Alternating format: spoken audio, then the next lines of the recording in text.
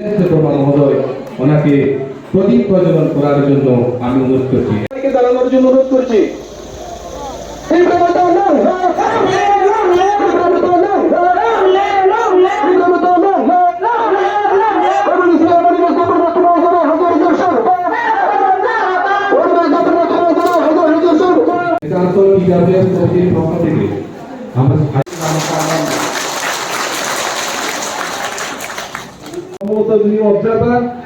সুপর্ণা কিসা মহোদয়া ওনাকে স্বাগত ভাষণ রাখার জন্য আমি অনুরোধ করছি।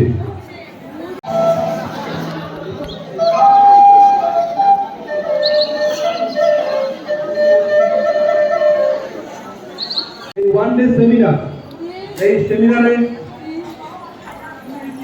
একজন স্বাগত ভাষণ রাখার জন্য আমি অনুরোধ করছি আগরতলা থেকে আগত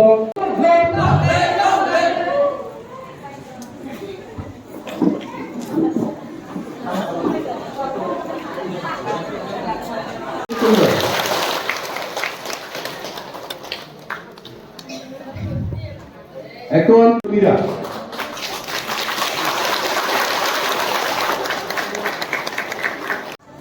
TWF ব্লক কমিটির উদ্যোগে একটা গ্রেটার টিপ্রালেন বিষয়ক একটা আলোচনা চক্র হচ্ছে মহিলাদের নিয়ে, এবং আমাদের যারা মহিলা সমর্থকরা আছেন, যারা বুথ লেভেলে কাজ করছেন, তাদেরকে নিয়ে আমাদের এই আলোচনাটা এবং আলোচনায় বিশেষ করে আগামী বিধানসভা নির্বাচন মহিলাদের কি ভূমিকা থাকবে এবং টিপ্রাসাদের উন্নয়নে আমাদের কি কি কাজ করতে হবে, সংগ্রামী মহিলাদের আরও চাঙ্গা করে তোলার লক্ষ্যে আজকে আমাদের এই হল সভা, এবং এখান থেকে আমরা নির্বাচনের কাজের প্রস্তুতি শুরু করে দিয়েছি।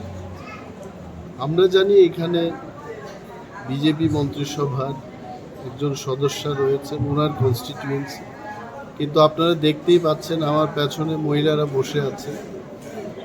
প্যাচারথল টিপ্রামথার জন্য একটা শক্ত ঘাঁটি বলেই আমরা মনে করি। ইতিমধ্যেই বিজেপি ছেড়ে, সিপিএম ছেড়ে, কংগ্রেস ছেড়ে অনেকেই টিপ্রামথায় যোগদান করছেন এবং আরও করবেন।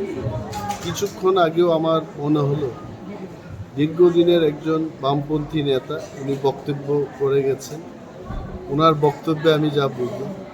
তো এভাবে আপনারা দেখবেন যে সমগ্র প্যাচারথল এলাকায় মানুষের মুখে একটি কথা যে টিপ্রামথাকে জয়লাভ করাতে হবে, গ্রেটার টিপ্রালেনকে নিয়ে আসতে হবে। তো এই কাছে সমতল পাহাড় বলে কিছু মহারাজা ইতিমধ্যেই বলেছেন, যেখানেই মানুষ চাইবে সেখানেই আমরা লড়াই করি। এই দলটা হচ্ছে মানুষের, সাধারণ মানুষ থেকে উঠে আসছে এই দল, এবং দলের নেতৃত্ব দিচ্ছেন আমাদের মহারাজ। ওনার কাছে সমতল এবং পাহাড় বলে কোনো কথা নেই, যেখানেই মানুষ চাইবে তাদের সাথে আমাদের লড়াই করতে হবে, আমরা করব।